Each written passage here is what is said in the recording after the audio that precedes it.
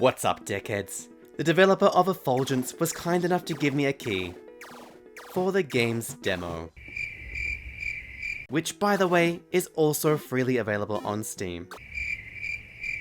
So now that I'm obligated to review it, in the words of every ex I've ever had, I'm going to do it, but I don't have to enjoy it.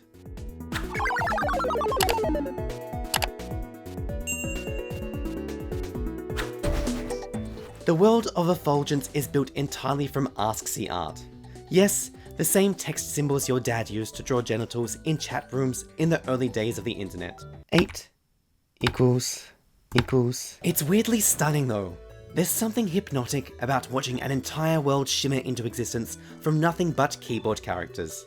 Unfortunately, beneath that stylish shell, this is still a pretty standard turn-based RPG, and the demo locks you out of some of the more in-depth features. Combat itself is turn-based yet dynamic, with enemies moving around and your accuracy and crit chances shifting based on distance and size. Some attacks even use timing elements for AoE damage, or even for changing the accuracy, which gives fights a little more spice than your usual select attack, take nap, repeat formulas.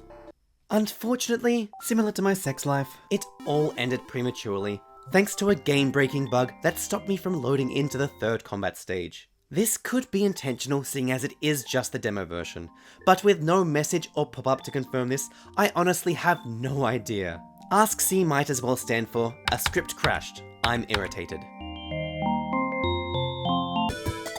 When you kill an enemy, they explode into glyphs, literal ASCII fragments, that can be used to print weapons and equipment.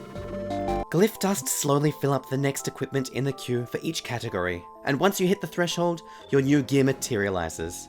Weapons also double as currency, which is weirdly poetic. You trade 2 basic guns to buy another, because even in an ASCII world, inflation is hitting hard. It's a clever loop on paper, but the demo locks out a lot of customization features, so it's hard to tell how deep it really goes. There is potential here, but it's like looking at an unfinished art piece. Beautiful, but missing keystrokes.